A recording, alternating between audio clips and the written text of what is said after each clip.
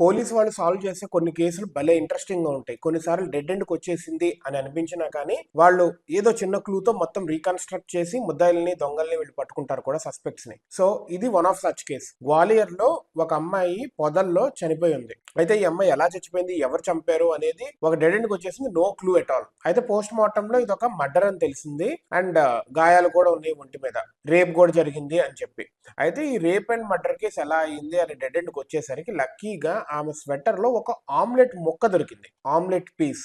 అయితే ఈ ఆమ్లెట్ అనేది ఒక లీడ్ గా భావించి వాళ్ళు ఆ చుట్టుపక్కల ఏరియాస్ లో ఎవరైతే ఆమ్లెట్స్ వేస్తారో, షాప్స్ బేసికల్లీ, లేకపోతే ఫ్రైడ్ రైస్ ఇట్లాంటివి ఉంటాయి కదా, ఆమ్లెట్లు వేస్తారు కదా, ఆ స్టాల్స్ అన్నింటినీ వీళ్ళు ఎతకడం మొదలెట్టారు. ఆమె ఇమేజ్ ని ఏఐ తో రీకన్స్ట్రక్ట్ చేశారు. ఆ ఇమేజ్ చూపిస్తే ఒక వెండర్ నాకు తెలుసు ఈ అమ్మాయి నా దగ్గర ఆమ్లెట్ తింది అని చెప్పి, తర్వాత చనిపోయి ఉంటది అని చెప్పి అతను చెప్పాడు. అయితే ఈ అమ్మాయి ఇమేజ్ తో ఏఐ ఉపయోగించి మన డేటాబేస్లు అన్ని ఉంటాయి కదా, మిస్సింగ్ డేటాబేసెస్, అదే విధంగా డిఫరెంట్ డేటాబేసెస్ ఉంటాయి కదా, వాటన్నిటిని స్కాన్ చేసి ఆ అమ్మాయితో ఒక అబ్బాయి ఉన్నాడు, వాడిని పట్టుకోగలిగారు. వాడే ఇవి ఆ అమ్మాయితో ఉందని చెప్పి ఆ వెండర్ ఆ రోజు ఆ అమ్మాయితో అబ్బాయి ఉన్నాడు, సచిన్ అనే అబ్బాయి ఉన్నాడు, అతను 26 years ఉన్నాడని చెప్పి కన్ఫర్మ్ చేశాడు. లేటర్ ఆ సచిన్ అనే అబ్బాయిని పట్టుకుంటే వాడు కన్ఫెస్ చేశాడు రేప్ అండ్ మర్డర్ జరిగింది అని చెప్పి. చూడండి, ఒక ఆమ్లెట్ ముక్క దొంగను పట్టించింది. So never neglect the imminent అని చెప్తారు కదా, this is one such case.